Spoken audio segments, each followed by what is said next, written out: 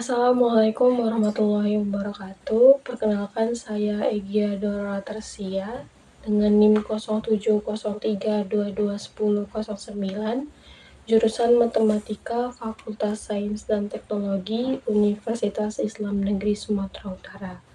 Di sini saya akan menjelaskan mengenai mata kuliah kontrol optimal, di mana ada materi pengantar sistem kendali, pemodelan sistem, tanggapan-tanggapan sistem, beserta contoh yang nantinya saya akan berikan di video ini.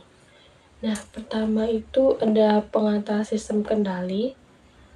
Dimaksud di sini itu belum lengkap rasanya kalau kita belum mempelajari lebih jauh tentang pengendalian. Perlu dipahami juga pengertian tentang sistemnya dan sistem kendalinya pula. Jadi dalam sebuah sistem itu dapat digambarkan sebagai sebuah kotak hitam yang mempunyai sebuah masukan dan sebuah keluaran.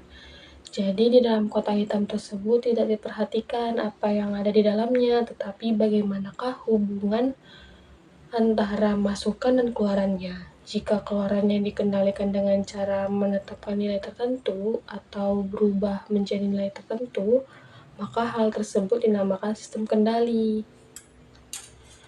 Lalu ada sistem dan model. Jadi sistem digunakan untuk menggambarkan sekumpulan interaksi komponen di sekitar batasan hayal sehingga hanya memperhatikan masukan atau masukan-masukan dan keluaran atau keluaran-keluaran sistem tanpa melihat interaksi yang terjadi di antara komponen-komponen yang dipilih. Ada pula aspek paling penting pada sebuah sistem adalah hubungan antara masukan-masukan dengan keluaran-keluaran. Kumpulan komponen ini yang lengkap dan interaksinya di dalam sistem secara efektif adalah mempertimbangkan sebuah komponen yang diletakkan di dalam sebuah kotak dengan mempertimbangkan masukan dan keluaran-keluaran dari kotak tersebut. Nah, semisal itu ada stasiun tenaga. Jadi masukannya itu adalah bahan bakar. Nah, keluarannya itu berupa elektrisitas. Ada pula contoh kedua yaitu motor elektrik. Jadi masukannya itu kan berupa tenaga elektrik gitu. Jadi keluarannya adalah rotasi mekanik. Jadi sistem kendali adalah suatu sistem yang keluarannya dikendalikan pada suatu nilai tertentu atau untuk mengubah beberapa ketentuan yang telah ditetapkan oleh masukan ke sistem.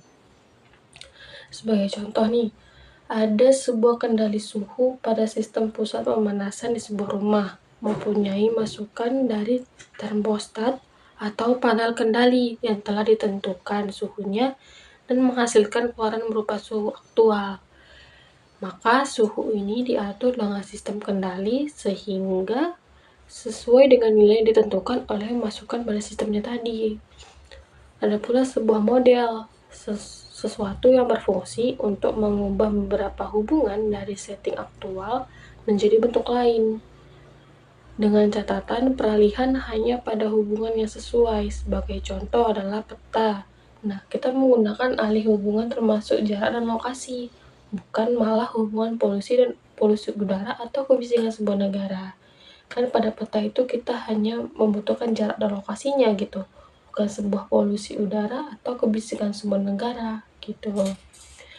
Jadi dalam sistem itu ada juga sistem kalangan terbuka dan kalangan tertutup. Jadi dimaksudkan di sini adalah bentuk dasar sistem kendali dibagi menjadi dua, sistem kendali yaitu kalangan terbuka dan sistem kendali kalangan tertutup. Pada sistem kalangan terbuka itu, masukan sistem berbasis pengalaman untuk memberikan nilai keluaran yang diinginkan. Dalam hal ini, keluaran tidak dapat dimodifikasi untuk mengatasi perubahan kondisi. Nah, sedangkan pada sistem kalang tertutup, sebuah isyarat dari keluaran diumpan balikkan ke masukan dan digunakan untuk mengubah masukan sehingga keluaran dipertahankan pada kondisi dengan mengabaikan beberapa perubahan kondisi.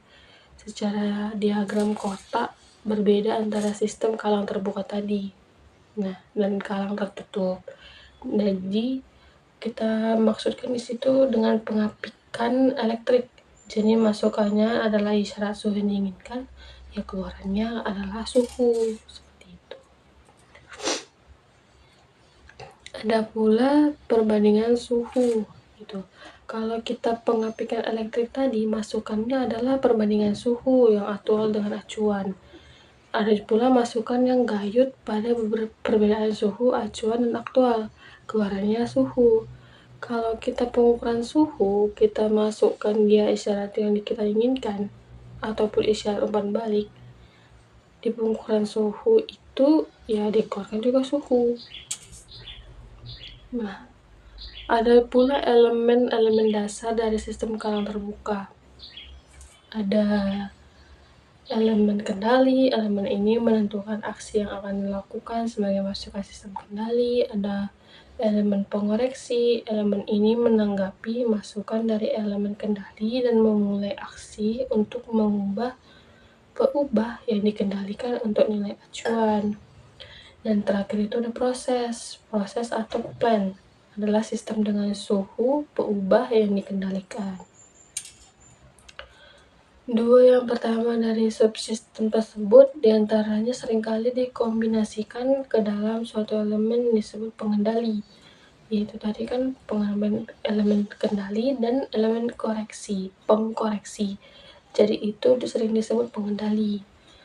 Nah, isyarat itu isyaratnya untuk menghasilkan keluaran yang diharapkan. Dan dari proses tadi, keluarannya adalah peubah terkendali.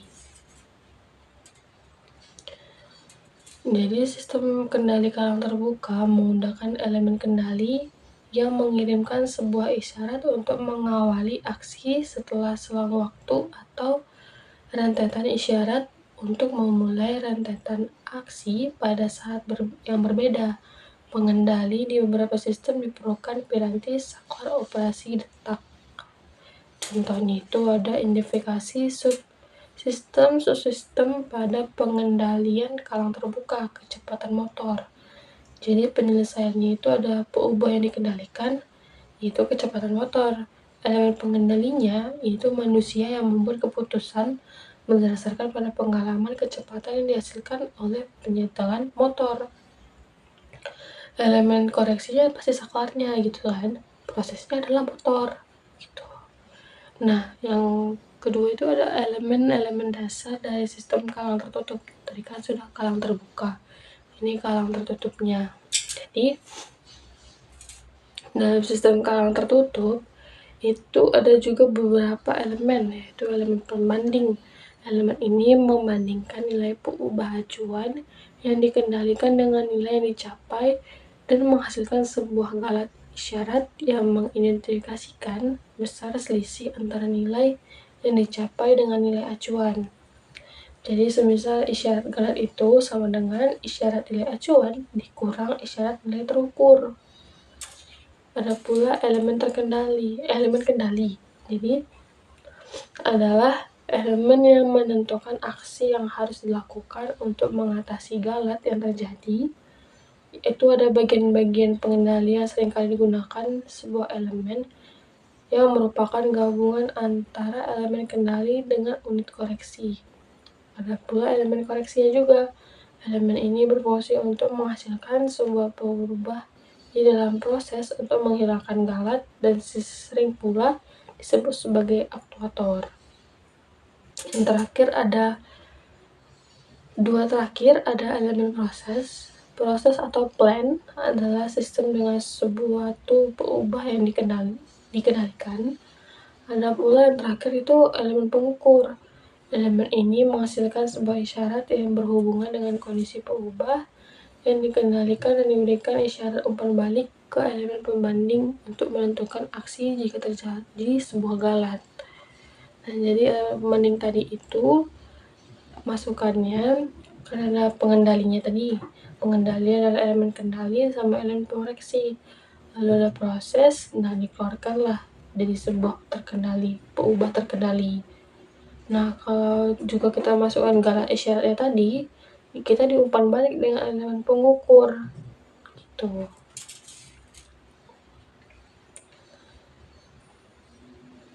Jadi semisal nih ada kita identifikasi subsistem suatu sistem kendali dengan kalangan tertutup pada kendali kecepatan poros otomatik. Jadi perubahan yang dikendalikan adalah kecepatan rotasi dari poros. Baru nilai acuannya ya setting tenaga tegangan untuk acuan kecepatan. Baru elemen pembandingnya adalah penguat diferensial. Elemen baru syarat galatnya ya perbedaan antara tegangan acuan dengan tegangan umpan baliknya. Elemen kendali ya penguatnya, unit koreksinya adalah motor, prosesnya ya perputaran poros gitu. Jadi pilihan tipe pengukurannya ada tacho generatornya, umpan baliknya negatif gitu.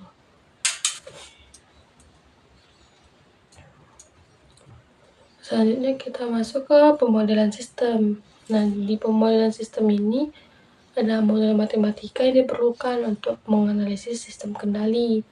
Basis untuk beberapa model matematika diberikan dengan dasar fisik, perilaku elemen sistem. Jadi kita diperlukan pemodelan matematika sistem mekanik, elektrik, termal, dan jalirnya. Pembuat blok bangun dan model sistem mekanik. Bentuk dasar dari blok penyusun sistem mekanik adalah pegas, dashboard, dan massa. Pegas menggambarkan kekakuan sistem, dashboard merupakan kekuatan gerak melawan, yaitu efek-efek friksi atau peredaman, dan massa adalah kelembaman atau hambatan akselerasinya. Kekakuan sebuah pegas dapat digambarkan dengan hubungan antara gaya F yang digunakan untuk memanjangkan atau memendekkan sebuah pegas dan menghasilkan perubahan panjang besar X.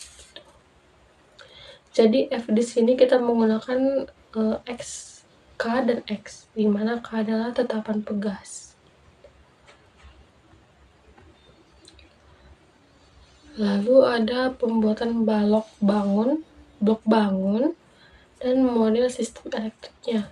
Jadi blok penyusun dasar dari sistem elektrik pasif adalah induktor, kapasitor, dan resistor. Untuk sebuah induktor, perbedaan tegangan V-nya, gayut pada laju berubah arus, itu kita menggunakan rumus I dI per dt. Dalam hal ini, I-nya itu adalah induktansi, arah dari bedaan tegangan berlawanan dengan arah bedaan tegangan yang digunakan untuk menggerakkan arus sebuah induktor. Baru untuk sebuah kapasitornya, itu kita ada I sama dengan 1/L integral V dt, di mana bedaan tegangan gayut pada pengisian Q-nya pada keping-keping kapasitornya. Lalu ada V sama dengan Q per C, di mana C ini adalah kapasitansinya.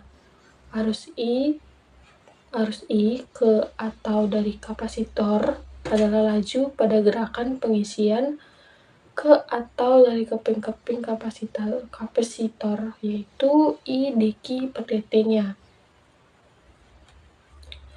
Lalu ada banyak juga sih beberapa perumusannya dalam elemen ini, dalam pemodelan ini.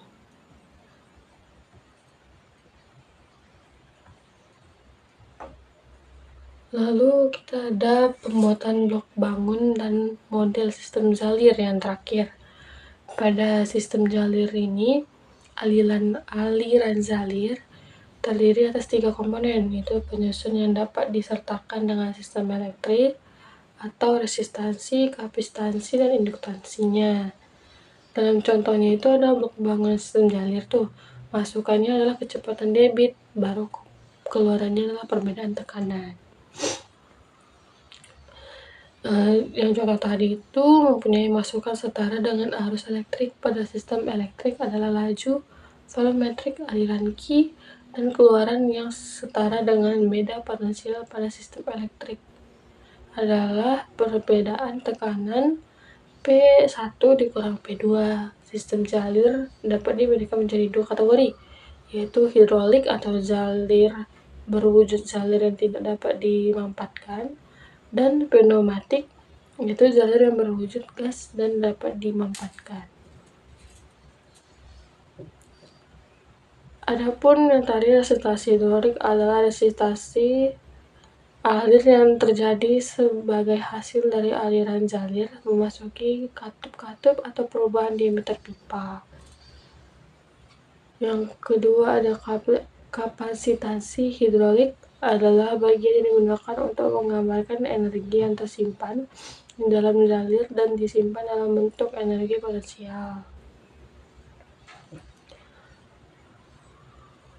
Ada kelembapan hidrolik secara dengan induksinya pada sistem elektrik atau suap gas pada sistem mekanik untuk percepatan suatu jalir dan juga peningkatan kecepatan suatu gaya. Kelembapan hidrolik yang dibutuhkan.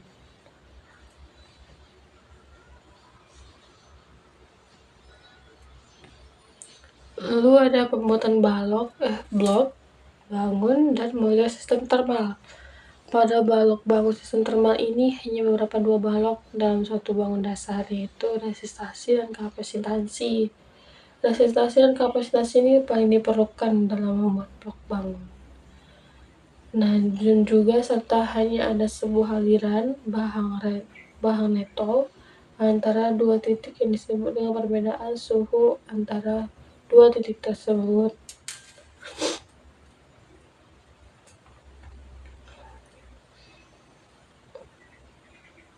Nah, yang ke materi ketiga itu kita ada tanggapan sistem, di mana tanggapan total dari suatu sistem kendali atau elemen dari sebuah sistem disusun dari dua aspek, tanggapan kondisi tunak, dan tanggapan peralihan. Tanggapan peralihan adalah bagian dari tanggapan sistem yang terjadi saat terjadi perubahan masukan dan berhenti setelah interval waktu pendek. Tanggapan kondisi lunak adalah tanggapan yang terjadi setelah sebuah tanggapan peralihan selesai.